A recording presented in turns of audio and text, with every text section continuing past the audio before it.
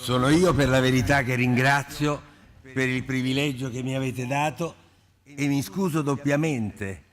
Primo perché, come ha detto giustamente Chiara, non sono né medico né ricercatore né tantomeno either a researcher or a physician or a scientist, and I risk being outside of my sphere of competence here. And I would like to apologize for being here, for having arrived late. But the schedule of flights is not complying with scientific precision, really. So unfortunately, I could not be here at the right time for listening to your speeches. I'm afraid I missed the contribution to Giovanni Bazzoli, to the introduction by Paolo Veronesi, who followed in the steps of his father, and the speech by Chiara Tonelli, who summed it up for me briefly. And she also gave me a title, a dear friend of the Professor Veronesi. Yes, I enjoyed a fantastic relationship with Professor Veronesi. As happened to all the others who met him, he used to give so much. He was so fascinating, charming. Many of you met him, and you know what I'm saying. You probably remember him as much as I do. A charming personality. I'm glad that so many of you are here to pay him a tribute. Almost 1 year since he passed away. He passed away on the 8th of November last year. He was born on the 28th of November, and he was about to turn 90. And it's a pleasure for me to see you, so many of you here, physicians, researchers, doctors, scientists, but I also see institutional authorities, and I see also Giada Tronchetti Provera representing her father here, and who is an entrepreneur. I see people representing the world of finance, the world of entrepreneurship.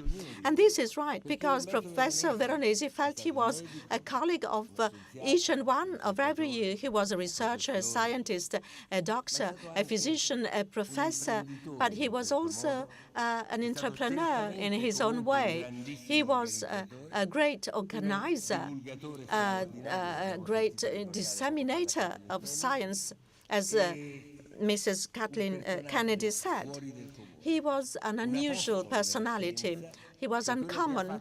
He was an apostle of science for what he did in practicing science and medicine, and in what he did to try and make people understand what is progress of science, and to promote scientific progress, and to promote research with young people. But most of all, and first of all and foremost, he was a doctor, a great doctor. Those who were lucky enough to see him in the hospital, visiting and comforting people.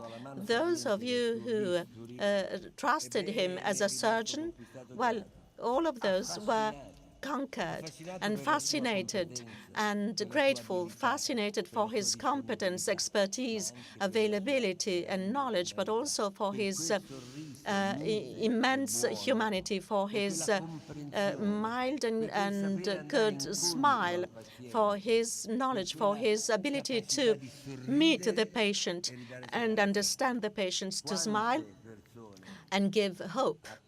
And he led so many people from despair to hope, because he had a great gift, a great scientific knowledge, great skills, great competences. He was always on the vanguard, but he also had this extraordinary gift, which is not shared by many, that is humanity. He believed that before being a good doctor, one had to be full of humanity. In one of his many books, he wrote, in the period of technological medicine offering the new doctors, new extraordinary tools to intervene. What makes the difference is humanity. One cannot become a great doctor if he does not know how to communicate with his or her patients. And this is something that no university, no skills, no specialization may teach. In another book, some years after the first one, the other one, he wrote again, I believe that there is no medicine without solidarity. There cannot be medicine without love. And for his a huge desire to reach solidarity, he said that he could see medicine as a mission, and mission was used by him in a very concrete way, with concrete terms, and this is often used with hypocrisy and interpreted with hypocrisy. But he interpreted this word on good terms. He said, the doctor, and more in general, the scientist, should have a strong value of social justice and should be free from intolerance, both racial intolerance and any other form of intolerance. How many lives did he save and treated and cure from cancer? Because it is possible to be cured from cancer also thanks to him. He saved so many people. He gave back hope to people and families. And he didn't avail himself only of science and skills and ability, but also of his own smile.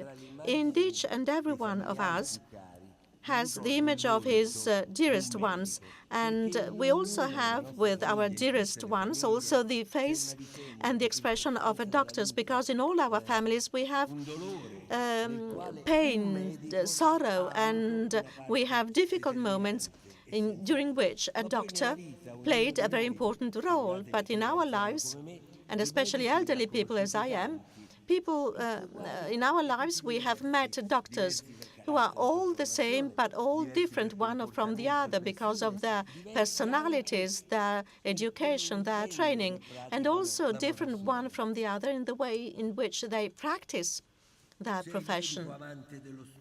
We have the doctor who loves scientific knowledge and others who are more keen in practice. There are doctors who establish a good relationship with the patients and others who are more aloof, those who are very frank, and there are others who become a friend and accomplice to their patients.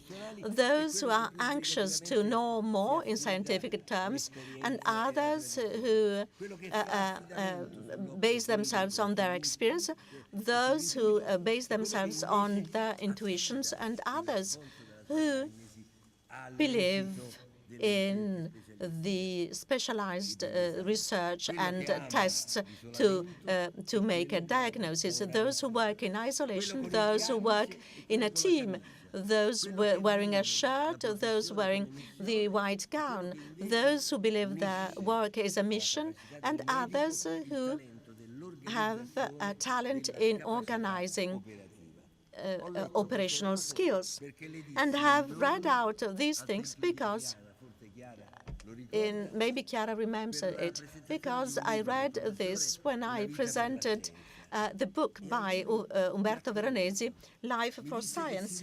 He liked what I said, what I just read out, because he said he recognizes himself in all these things together, and he said that he was embodying all the different peculiarities of doctors.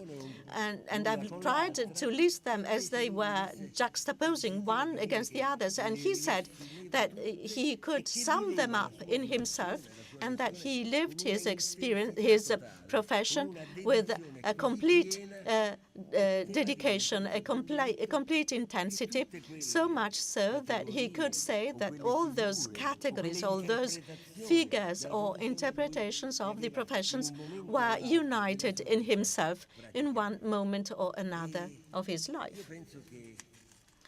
I believe that those who met him in a ward or in the operation theater, or while he was meeting his patients, or those who met him as an entrepreneur, are well aware of all this, of what he said. And Professor Bazzoli can testify that he was also good at organizing his institutions and reaching his targets. And he was also good at organizing very difficult financial operations that were then collected by financial institutions to be completed and accomplished and implemented, and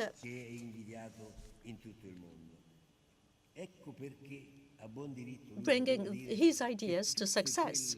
That is why he was right when he said that all the different categories I've mentioned and listed were united himself and were relived by him in full intensity, at full speed throughout his life. But he was first and foremost a great doctor who was in love with his mission, but by natural tendency, natural trend, he wanted to innovate. He was never satisfied with what he had achieved. He wanted to go beyond, to go further. He wanted to find a new application of his knowledge. He wanted to develop a knowledge which was really customized for the patient. He was the first one to develop the theory and to put into practice the quadrantectomy kind of surgery. And he then proved that the survival curve of the patient operated with the quadrantectomy surgery was better than those of the patients operated with the mastectomy technique. And his wish was really to fulfill the wishes of his patients, because unlike what happens with mastectomy, quadrantectomy was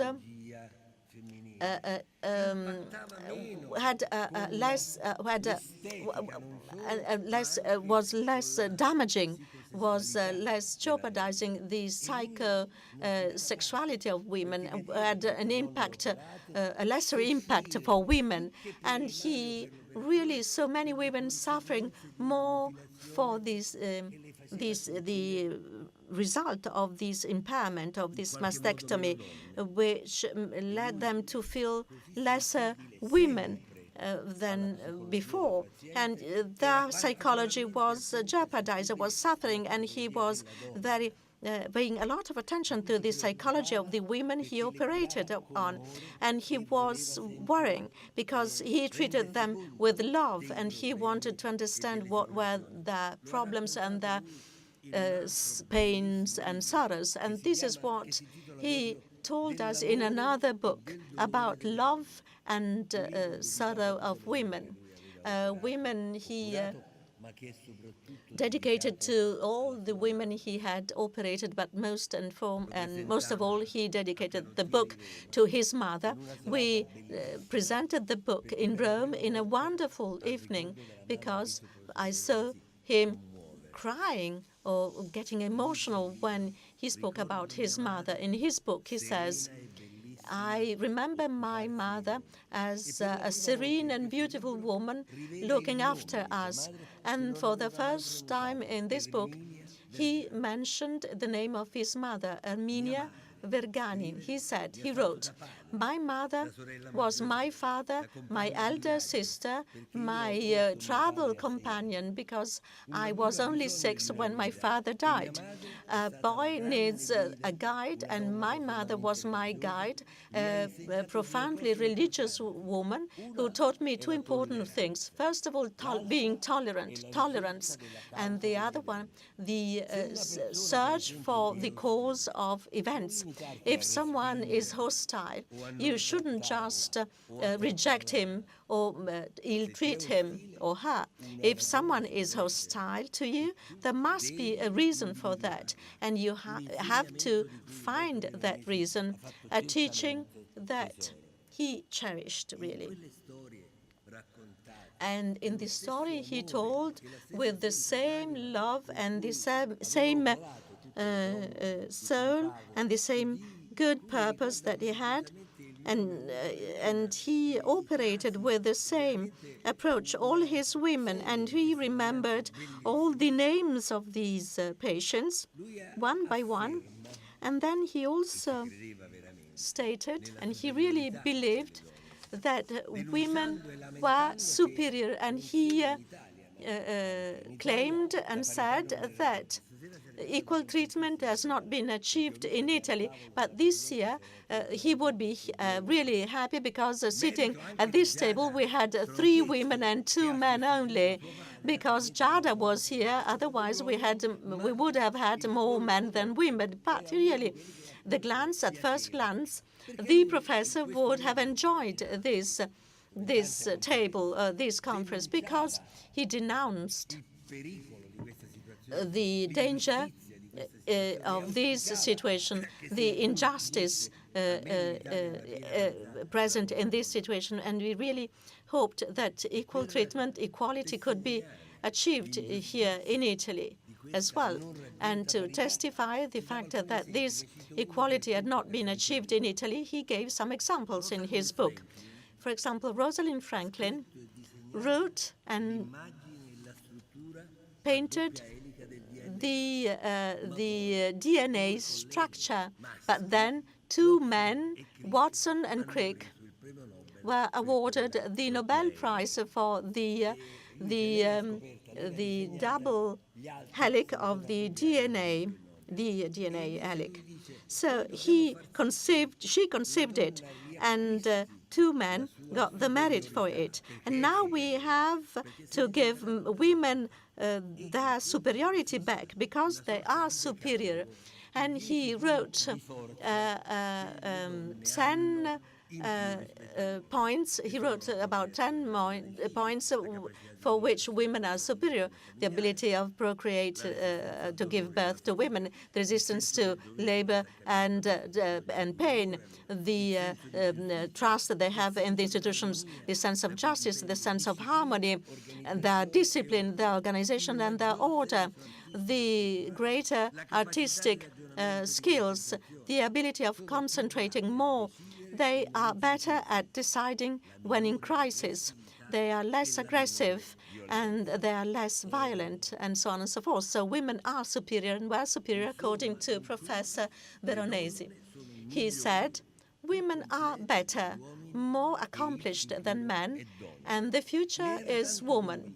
He was so much convinced of that in the same book he wrote, maybe joking, but not so much. So he said, I'm proud when I think that apart from the 12 degrees, university degrees, honoris causa degrees I've received in the whole world, I also have a certificate, which is a very special one. I cannot list in the CV, but which, from the personal point of view, is very important, which is the certificate of being an ad honorem woman. I believe I'm the only man who has been given this qualification, and that was the doctor who was proud of that. But the man Veronesi could have said the same thing about women, because he believed in what he said. And he was very successful with women, and I apologize, with Mrs. Veronesi as well, but really he was also a very successful man with women. In his biography, he wrote, as a boy, I believed I was ugly. I was convinced that girls could not even set a glance on me. I was sure that no girl would ever have fallen in love with me. That the only circumstance for which Umberto Veronesi has been proven wrong. the love for women and the love for science were on an equal footing for him. In many cases, in the Campidoglio, in the Parliament, we gave the grants for research to young researchers, and on many occasions with his speeches, his words, he guided young people, convincing them to commit themselves to science, because he was a man who practiced medicine. He really was in the operation theater till very late in his life. He has always been a doctor. He has always been a doctor and a scientist and a researcher. He has studied a lot, and he used to alternate one thing with the other. But he always followed the teachings of Leonardo da Vinci, who wrote, those who fall in love with the practice without the science are those who ride the storm without a compass or without a guide, without knowing where they are going. Practice has always to be built on the good knowledge, and that is what Professor Veronesi has always performed, a good practice on a very strong knowledge.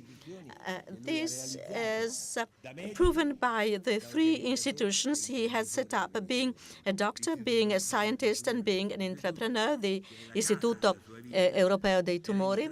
He was really where he started to work, and he just to become the scientific director, and that was the National Institute for Cancer, and then his own Istituto Europeo Oncologico. He was the founder, the director, and the innovator, because he set the patients at the very center as a whole, and he really wanted people to be the object of treatment and research so that patients could enjoy and have the most innovative treatment. And his institute was open to the world to collect the results of research from the rest of the world, to promote the implementation of this research. And then la Fondazione Veronesi per il Progresso delle Scienze, to collect the grants and to collect the research awards and for the promotion of culture and scientific commitment. These are the three pillars on which he has built the success, the extraordinary success of his life, because he was an extraordinary person. He was really coming from the world of epics. He was charismatic, was very much loved and followed, as Mrs. Veronesi knows very well. He built his success on a great commitment with a lot of total dedication, with his intelligence, unusual and uncommon intelligence, but with a lot of effort, really. Because at first he was not a doctor. He was not coming from a family of scientists. He said that his father used to work the land. He was who was living outside the city of Milan, and the Milan was really the dream for all of them, for the family, to become part of the city. The children of that family used to walk to school in short trousers. Also in the snow, they used to walk for hours to get to school. The conquest that took a great effort, but was rewarding, and he climbed to the peak in 1020. As usual, we celebrated the National Day of Research on Cancer, and in 2010, I had to introduce Professor Veronesi on that day at the Parliament. On that day, he delivered one of his fantastic and beautiful speech, where he explained the mystery of science and medicine for all those who couldn't even understand the basic principles of sciences, but he had such a strength, such a passion that he could make everybody understand everything, even when he was dealing with cancer research. And he could also explain the achievements of that year and those who could be obtained in the future. At the end of that speech, President Napolitano, the President of the Italian Republic, took the floor and he said, "Dear friend, Professor Veronesi, your summary, your recapitulation of the achievements and of the new technologies have been extremely meaningful and rewarding. And for me and for all those who have listened to you have been really cause of enthusiasm. Your explanation of your relationship with the patients, your customized and personalized report, the relationship with the patients have left with us a very important message and food for thought." And another president of the state, President Mattarella, on November the 8th, 26th, President Mattarella, in his eulogy, together with the scientific and technological world, paid a tribute to Professor Veronesi and said, thank you very much for your passion, your civic passion and for your willingness to build with others to the benefit of the society. Thank you for having worked for the good of the society as a doctor, but also as a minister for health, because President Veronesi was a member of the parliament and also a minister for health in 2001, just for 1 year, because, administrations and governments here in Italy do not last long. But he left a mark. He reorganized the ministry, and for the first time, he introduced a bill to forbid smoking in public places. But with his friend Biaggi, he developed a new model for a new hospital, a hospital which could include all the progress and the achievements of science, but also the best practices in the world. And indeed, that was a very important project, which was turned into a model project and a model hospital. Mattarella, the president, closed his eulogy by saying that Professor Veronesi always fought tenaciously to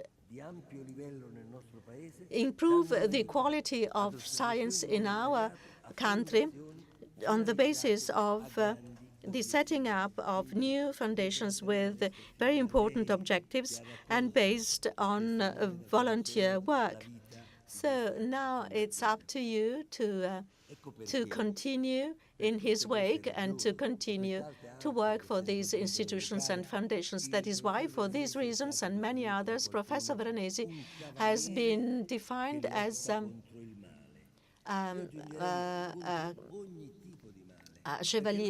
cavalier, a knight fighting against evil. A knight fighting against evil. He has not fought just against cancer, but also against ignorance, biased ideas, and intolerance and all that, because of his contact of pain and sorrow. He has always spoken the language of life. He knew and he could interpret the hope and the sorrow of the patients, and he was able to support them with passion and with the same passion, the same vision, with what he collected from the energy of his contact with the patients. He would work and operate to put his extraordinary intelligence to the service of others. He was also a humanist, an extraordinary one, He was coming from the Renaissance period. He was cultivated.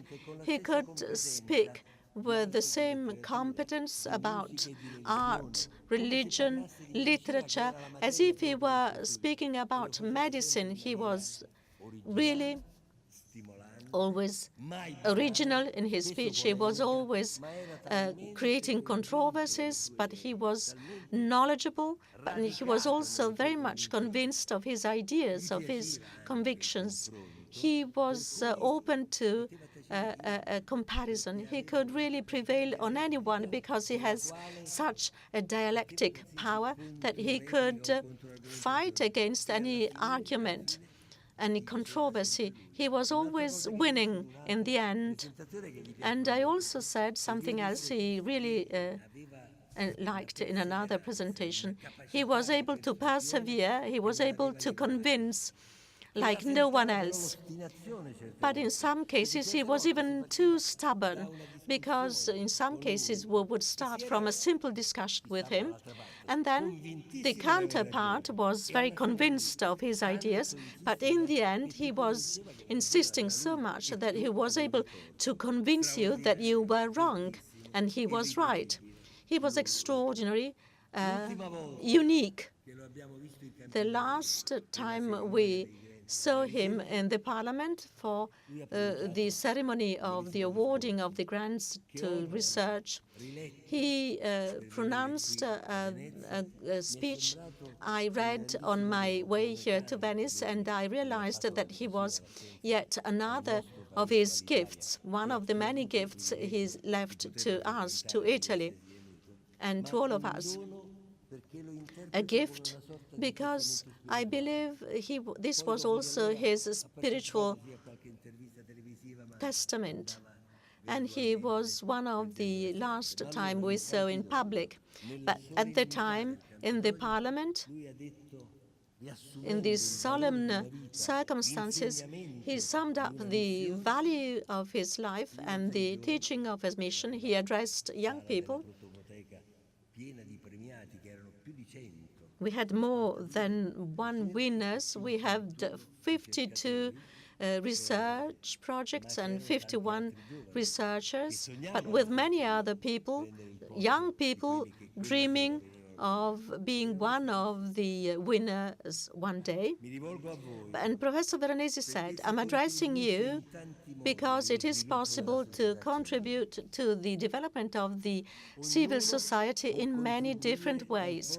Each one can contribute from his workplace, from his own place in this society. Your contribution is that of helping people to find again the joy of living, the happiness of being in this world. It's not by chance that happiness has been mentioned in the initial constitutions, and more in particular in the American Constitution, because we are aware that a civil society can progress through the progression of all its components towards happiness. Please allow me to mention an important philosopher, de Tocqueville, and his idea about the importance of a civil society where the single individuals may enjoy the freedom and the liberty of being healthy, free, and happy. The civil society is not made up of abstract entities. It's made up of women and men. Their happiness is the best sap, the best lymph of a more lively, more just, and more happy society, and science may help the society to achieve happiness. And this is a glance into the future, and may guide you here in Venice in this very important conference, which is gathering you to discuss such a stimulating and important topic. But these are topical words, looking into the future, but also reproducing the words that Dante uttered. Each and everything is